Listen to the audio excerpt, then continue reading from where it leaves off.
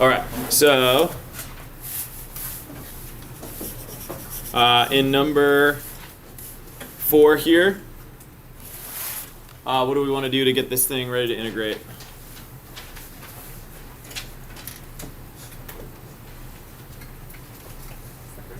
Yeah, separate. How do we do that? What's it look like when separated?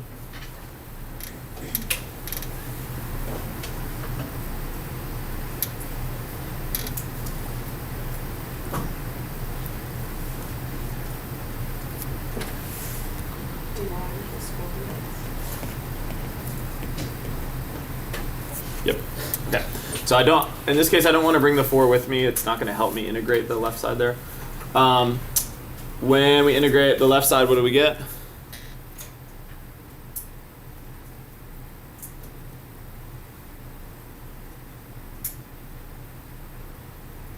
Come on, people, help me out.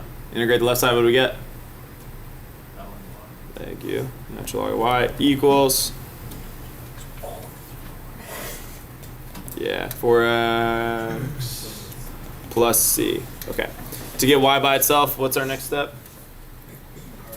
Yeah. Boom, boom. Okay, so as we were looking at the end of last class, we could leave it like this for our answer. Actually, the way that we need to do this is we need to bring that c out front. And I'll tell you why we need to do this. So just remember why we can do this. First of all, we can use our exponent powers to split it up into e to the 4x times e to the c. E to the c equals c, yeah.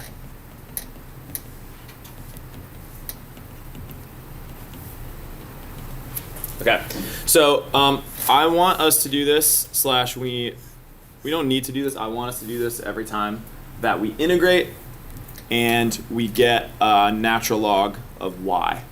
It doesn't matter if we get natural log of x, but on the dependent variable side, whether it's y or p or whatever it is, if you get natural log of y and you have to solve by exponentiating, go ahead and take it all the way to this stage right here.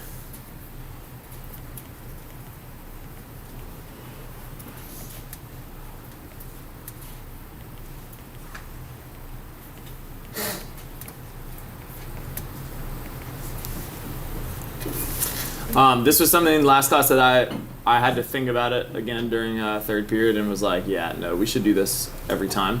The reason is sometimes our initial conditions can mess us up. So technically, this is like last unit when we talked about integrating, it's supposed to be natural log of absolute value of y because we are supposed to be getting negative outputs. And so technically this should be plus or minus e to the 4x plus c right there once we exponentiate, because it could be negative. But we'll basically avoid this if we always do it this way. We won't have to worry about putting that absolute value there. We won't have to worry about the plus or minus if we just solve and put c out front. You might have noticed this in some of your differential equations, like on the delta math, like missing a negative sign at the end. It makes sense when it's square root. We think about it less when it's natural log. I even forgot about it, so I remembered it now. This is also going to be really, really helpful for what we do today. Not even really, really helpful. This is what we're doing today. So anytime we integrate and we get natural log of y, go ahead and get it to that form. It's just going to make it way easier for multiple different reasons. Okay. This one here, put a star by this one. This is like our whole notes today. This is a direct variation. This is like directly proportional growth.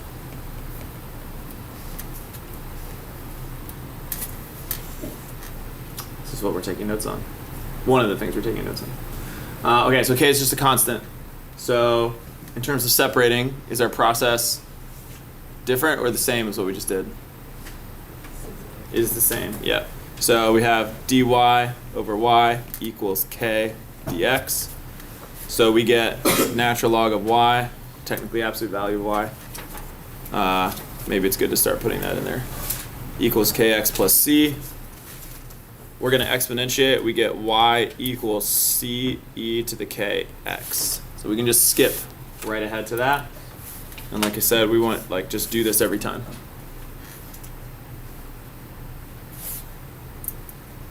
So we don't need to like show this right there. We can just go from this to that and do that.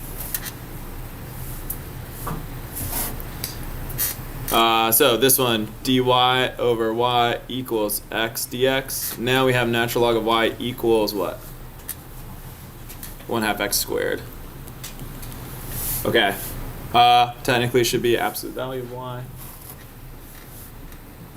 So y equals what? C e to the 1/2 x squared, yes. So let's just skip ahead to that. Okay. One more warm-up question here. This one I got from Delta Math. Where did I put it? Okay, do this. Particular solution. Ready, set, go.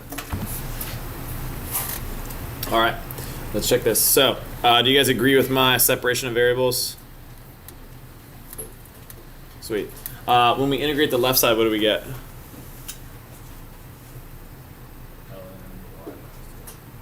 Yeah. Since y is like going to equal -1 in just a sec, this is why we have the absolute value brackets there, by the way. So when we integrate secant squared, what do we get? Tangent, yeah. So this just becomes 3 tangent x plus c.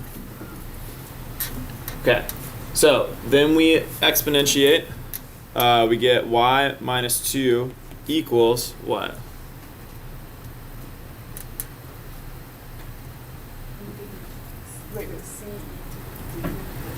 Yes. Okay, so just skip ahead to that. This is going to help us with our like initial condition. So I chose this example on purpose because y is supposed to be negative. This is why we want to do this. So we can add 2 to both sides. Or we could solve for c right now, it doesn't matter. So we're supposed to get -1. What is tangent of pi? 0. So e to the 0 is 1. So this is just c plus 2. So c equals, yeah. So our final answer here is just y equals -3 e to the 3 tangent x plus 2. And so there's our particular solution.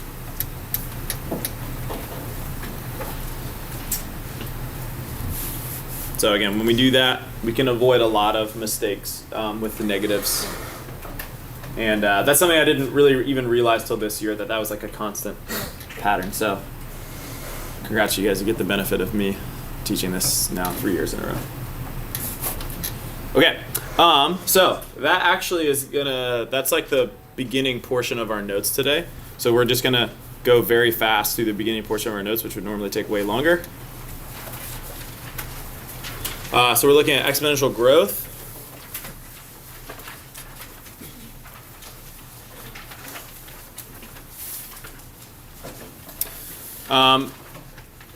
This is the phrase that we're going to be paying attention to. It's going to be worded in some slightly different ways, but that's like what we're thinking about. Consider that statement. Okay, now you have it considered. Great. So some situations that we're going to see is like, this is a good one. The more money you have, the faster it will grow. Specifically thinking like in a bank account that's earning interest. So you'll get more monthly interest if there's more money in there. Like if I have $100 and I'm getting 4% interest per month, I'm just making this up, you'd have $104 the next month. because you got $4, which is 4%. Then the month after that, you'd get more than $4 because you don't have 100 anymore. Now you have 104. So you're getting 4% of that new number. And so each time the amount of money grows, you're getting more every month. So it's faster growth rate. A situation we see this with is like pressure in a tire. It's going to leak faster when there's more air inside the tire because there's more pressure pushing it out. As the tire starts to deflate, the rate of air coming out decreases proportional to the amount of air in the tire. These are the kind of situations we're looking at. What we need to know is anytime we see this phrase, the rate of change is directly proportional, we want to think of this statement right there, dy dt equals ky.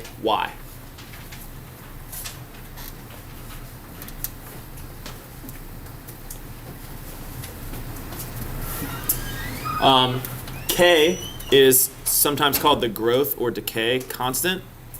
Y is the y coordinate, the amount of stuff that we have.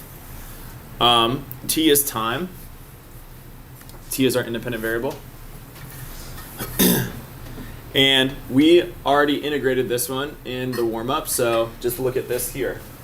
As we know, when we integrate it, we will end up with an equation, this one right here. This is the one I like to use. Y equals C e to the kt.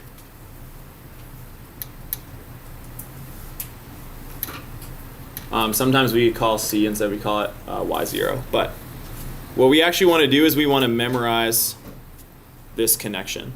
That this and this are the same thing.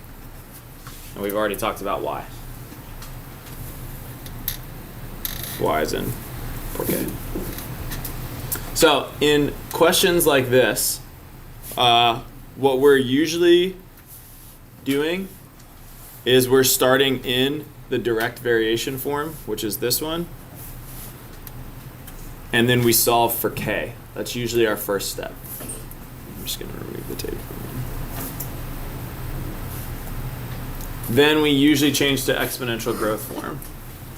That's kind of usually how these go. But not always.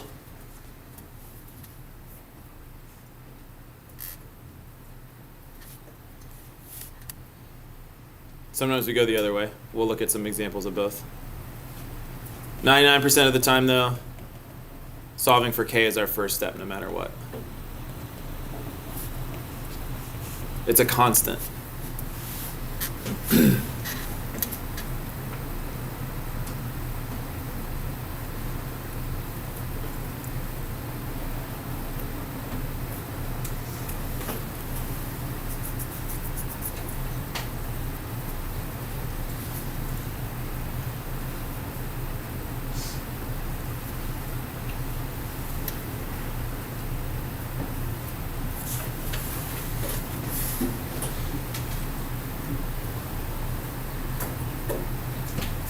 Okay, as we're setting these problems up, the key words that we want to look for is whatever the rate of change is, that is what dy dt is going to equal. If we're told an initial amount, that is going to be y, and then later it's going to be c.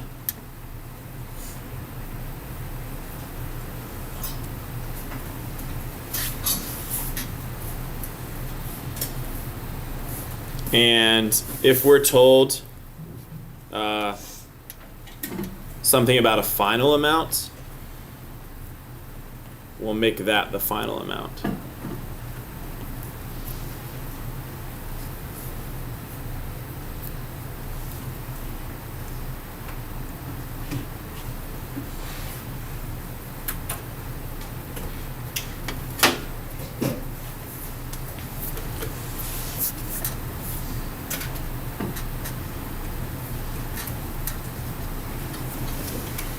So here's how these problems go. They're really wordy.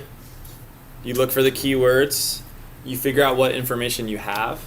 So you figure out what form you need. You solve for k. And then you figure out what it is they're asking for specifically. That's kind of how it goes. So every problem's a little bit different, but if you know those keywords, they'll help guide you through it. So,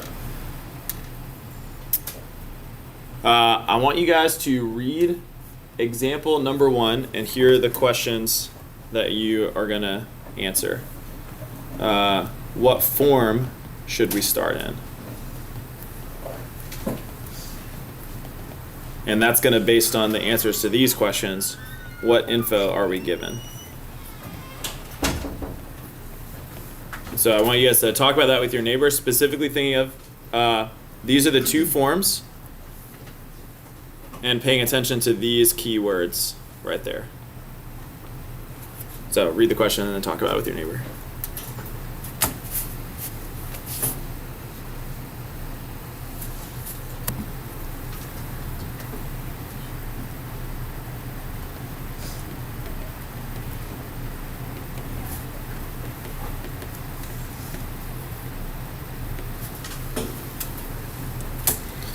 Here's what the 2 forms will look like. I just use P for pressure, but you can use Y. It doesn't really matter.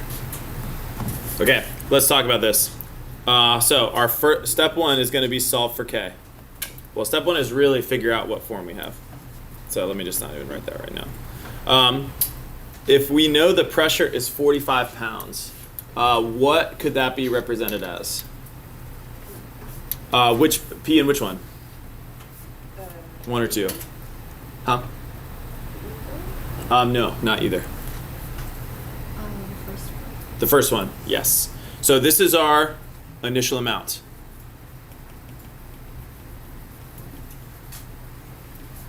So 45 is P in the first one, or it's what? C. It's C in the second one. That's where our initial amount goes. Okay, so we know information on both of these. It's decreasing at the rate of 0.36 pounds per PSI per minute. I don't think so. I think PSI per minute. Pounds per square, yeah. Let's just call it PSI.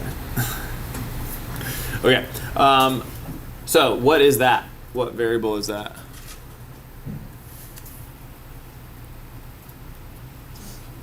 Yes. So we'll make it negative. Negative 0.36 equals dp dt. Okay.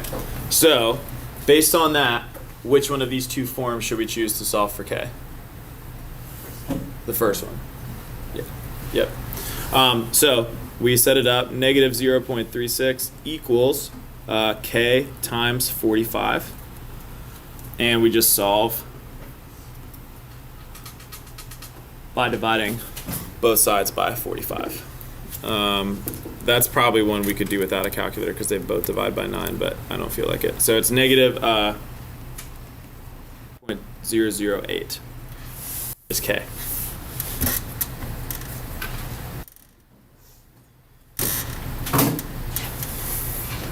Now we have to answer the question. What is the question telling us to do? What's our final product supposed to be here? Yeah, a differential equation. Which one of those is a differential equation, 1 or 2? 1. Yes. 1 is a differential equation.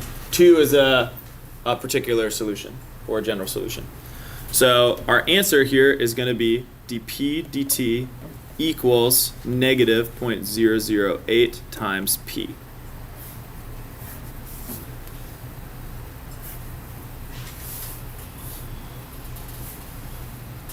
Because now it has variables in it.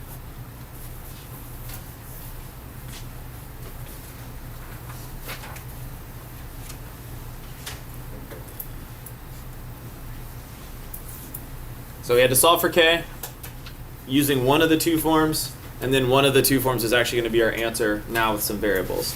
What this differential equation allows us to do is if I say, okay, let's say the pressure of the tire is 30 psi. what would the rate of change be? And you could just plug 30 in for P, and you could tell me how fast the air is leaking. Okay, now it's decreased. Now it's 10 psi. What's the flow of the air now? What's the rate of change of the air now? Oh, it's this. And so this will allow us to always figure out the rate of change. This is how like gauges work, basically. Especially electronic ones, how they're engineered. It's like, oh, shoot, the air is leaking out at this rate. How much air must there be in the tire? And we could plug that in for dp dt, and we could solve for P. So that's what this equation tells us. Now, solve that differential equation. What does that mean that we should have as our answer here? Is that? Number 2. Yes, exactly. We should have an equation, a particular solution. And the great thing is, we don't actually have to integrate because we already know what all these things are.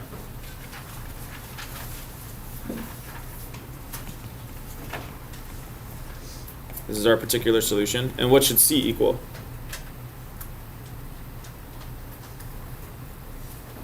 Mm-hmm. 45. Yep. So making this connection is way easier because like we know both forms. We know how they relate to each other. And so we actually don't need to really do that much work to solve.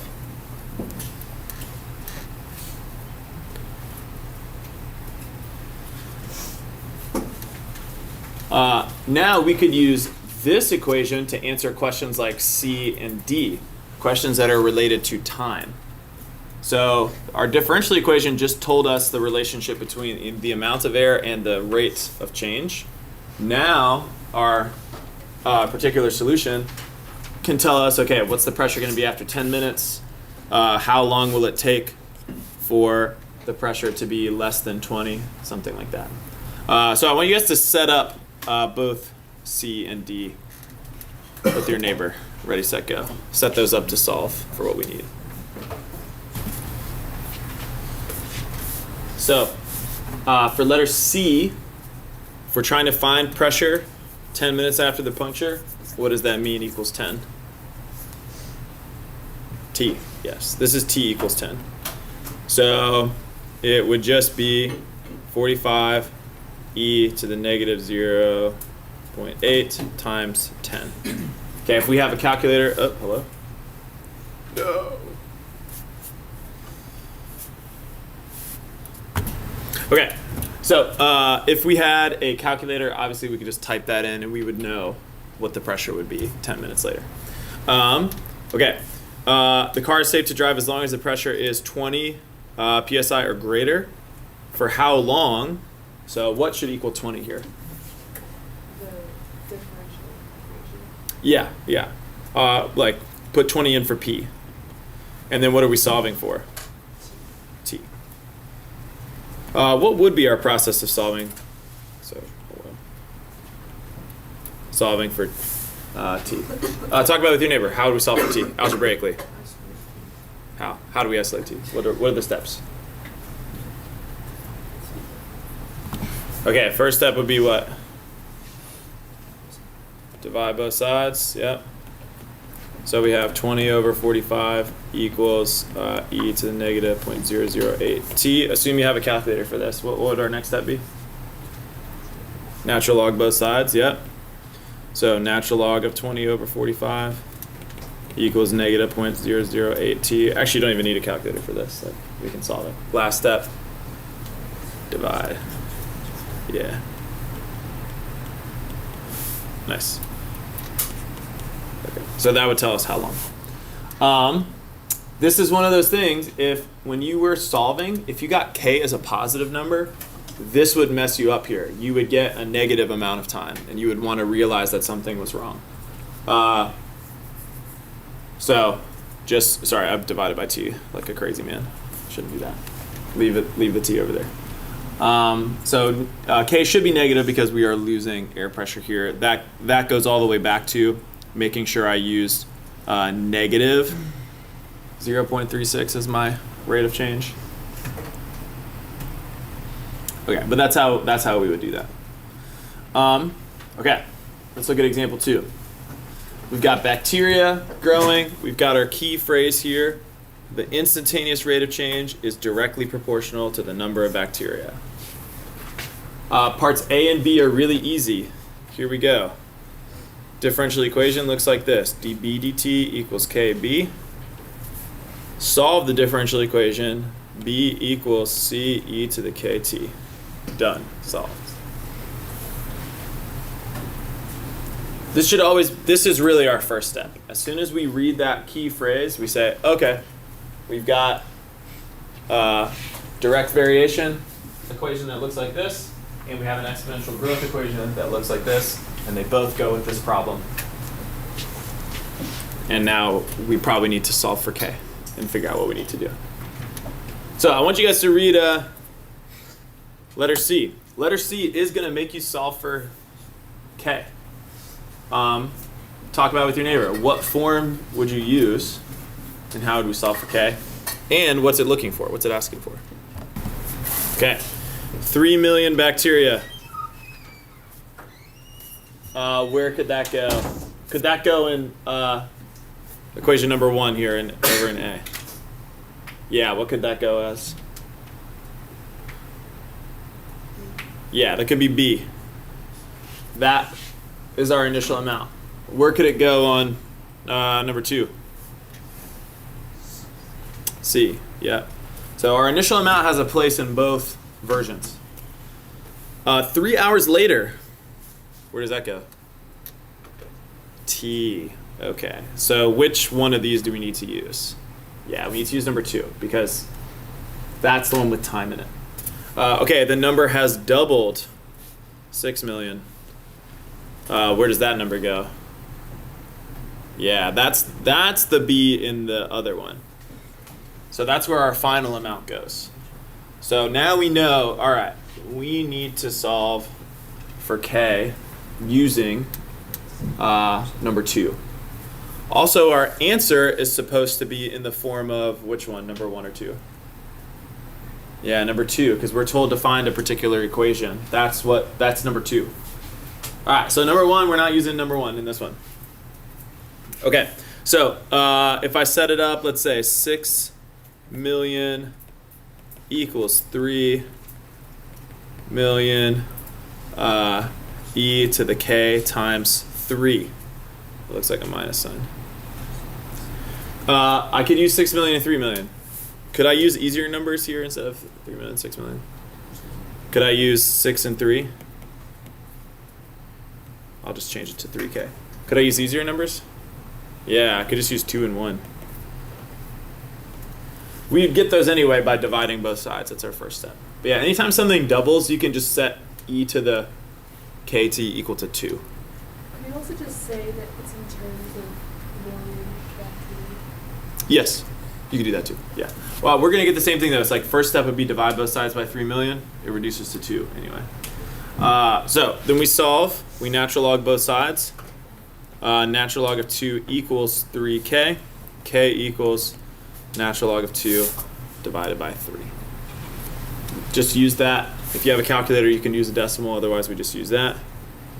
So our final answer for this is supposed to look like number 2. This is where you'd want to say, like, in terms of millions. You would say y equals 3 e to the natural log of 2 over 3 t. And you could say, like, in terms of millions of bacteria, if you want.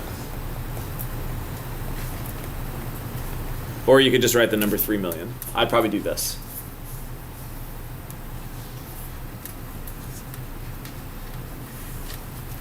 Okay. We don't really need to sketch a graph here. It looks like that. It's exponential. Great. So notice our process there. We had to figure out, again, which form we're using. And we had to solve for k that way.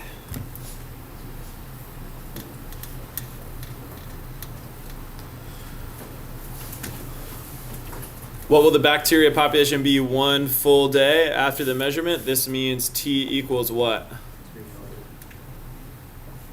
24.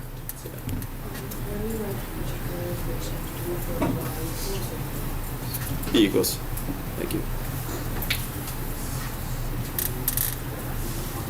Yeah. So E just means we plug t equals 24.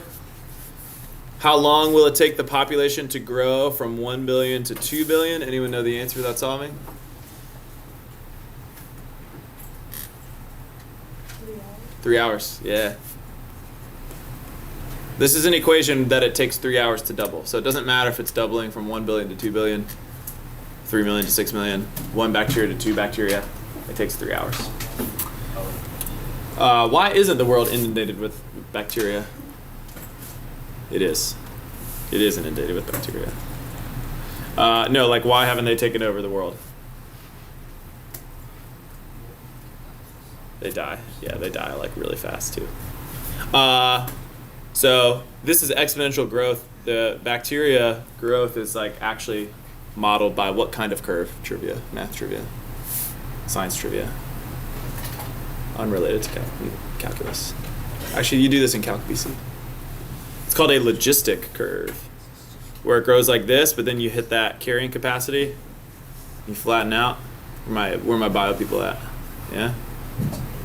Yeah, nice. Apes, sure. Yeah, I never took that class, so yeah. Okay, anyways, that's just, yeah, the world is interesting.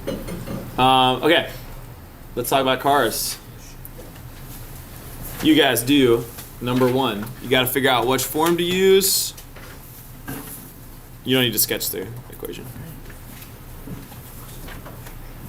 Let's see.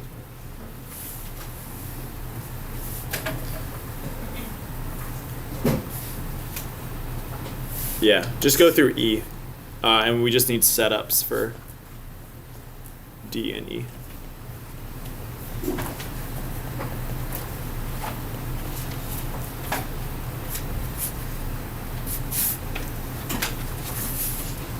Okay, so the part A should be really easy. Those are just our two forms right there. This should always be the first thing we write down. Which form did you guys use to solve for K in part B? 1 or 2? 2, yeah. Because we know like a final amount, it's not really final, but it's current amount, 9,000, and we know the initial amount. So there's actually 2 ways you could do this. You could put K, you could put T in terms of months or T in terms of years, and you'll get different values of K, and that's okay, as long as you keep track of how you thought of it. So if you did T as in years, then we would want to have 1/2 K right there.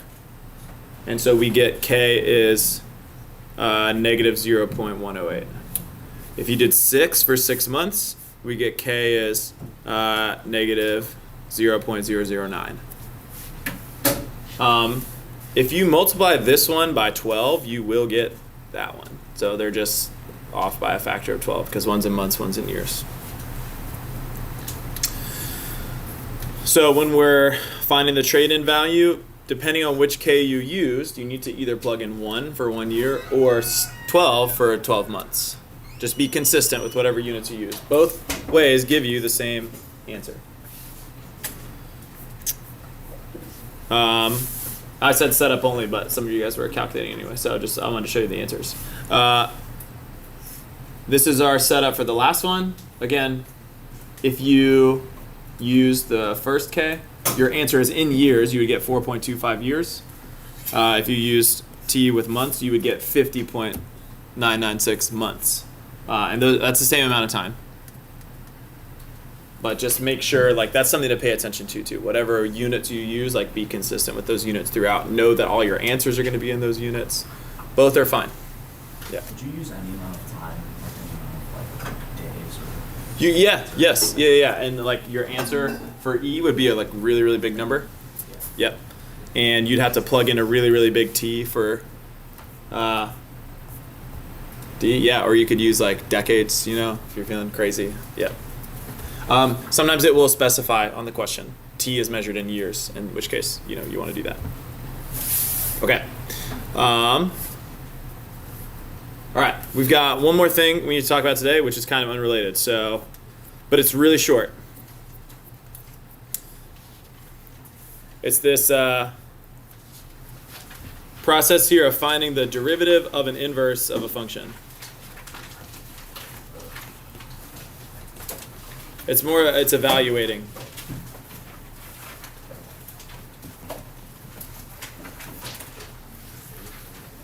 I wrote that horribly.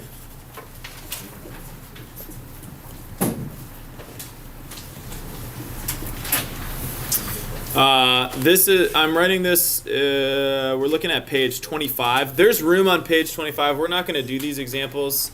I kind of think these examples are a waste of time, so you could draw it right there on page 25 if you want, or in any of this space right here. And like truly, we'll never have to do this long process that it's talking about. What we're actually going to be asked to do in this class is something very simple. And it's pretty intuitive once you get the hang of it. Let's say we have f of x equals x squared. What would f prime of x be? 2x. Great. I'm going to draw a little sketch here.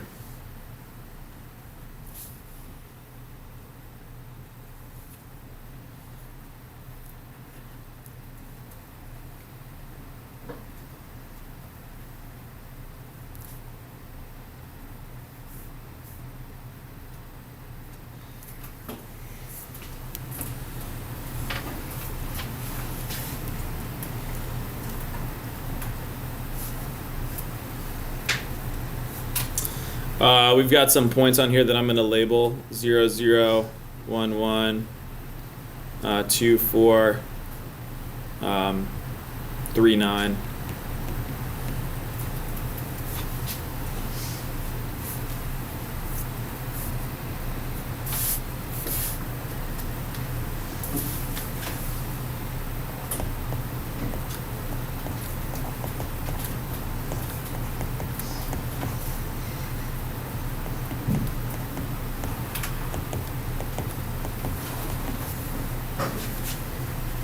Okay, I want you to calculate all of these derivatives here.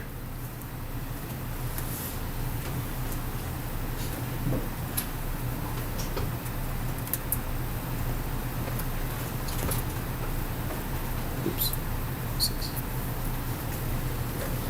Yeah, did you guys get that? Great. So what that's telling us, is the slope of the tangent line right here at the point 1, 1 is 2.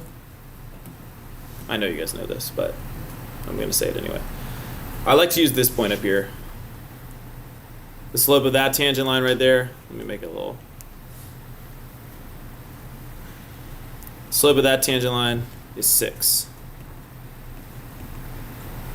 That's at the point 3, 9. Okay. Let's think about f inverse of x.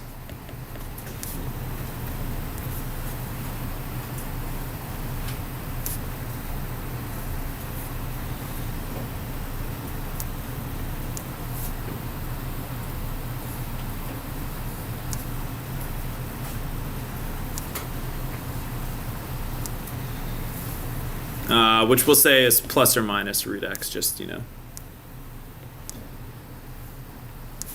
think about it here.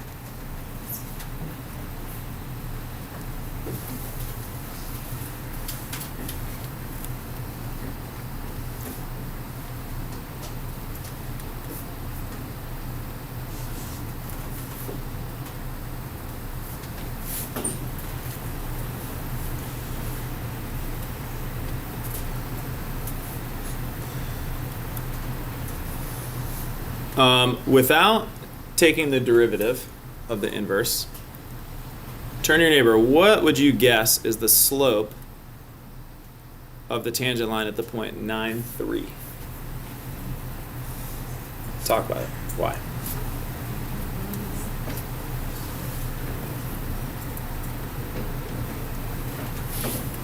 Shot in the dark. What would you guess?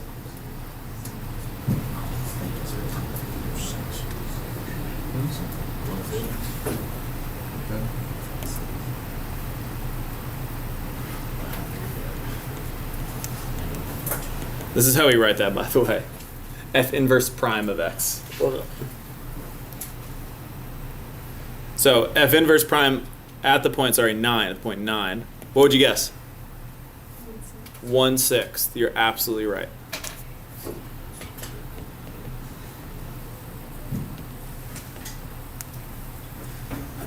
Okay, inverses are all about switching x and y, right? The x and y coordinates change places. We were at the point 3, 9, now we're at the point 9, 3. Slope is change in y over change in x. So if it's the inverse, we're going to flip those upside down. So instead of the slope is 6 at the point 3, 9, the slope is 1/6 at the point 9, 3. All of these corresponding points would have reciprocal slopes. So this slope would be 1/2. This slope would be 1/4. They're all reciprocals of each other. But it's not at the same point. It's not at the point 3, 9 on both curves, because the point 3, 9 is not on both curves.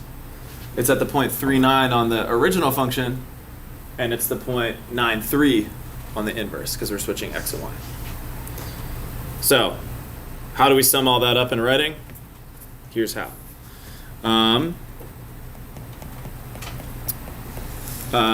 Inverses of functions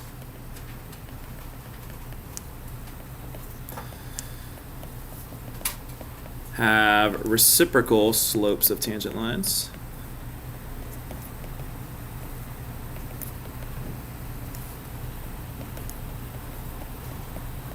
At corresponding points.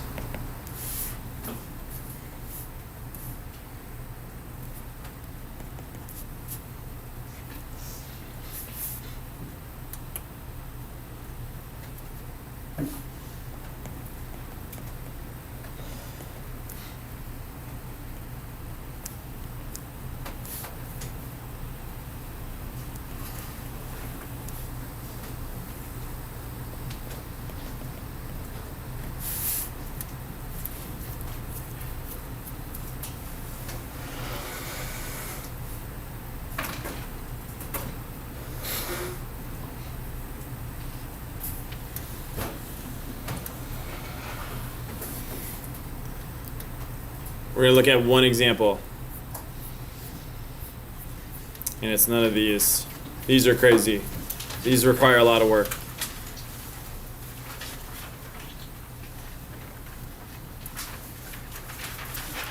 On page 28.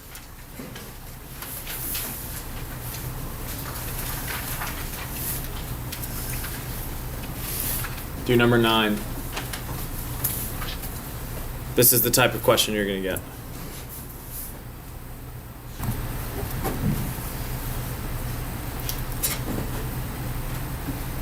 Okay, you'll get faster at this, trust me. So, first of all, G and F are inverses. So if we're looking for G prime of 4, for G, this means x equals -4. Sorry, -4. That's a 4. Which means for F, what is going to equal -4? Y. So what we care about is right here. F of 9 is -4. That's where x and y are switched. So we want to look at f prime of 9 is 3, which means g prime of 4 is what?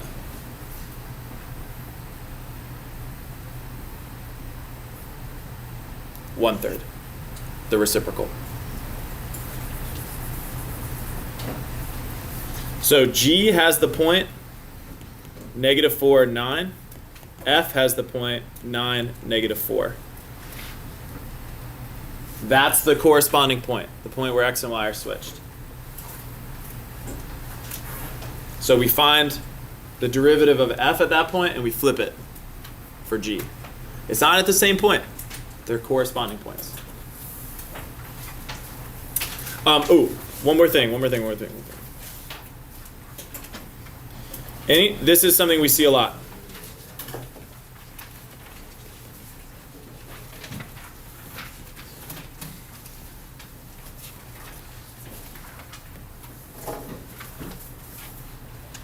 Whenever we see this language here, f of g of x equals x, what does that mean?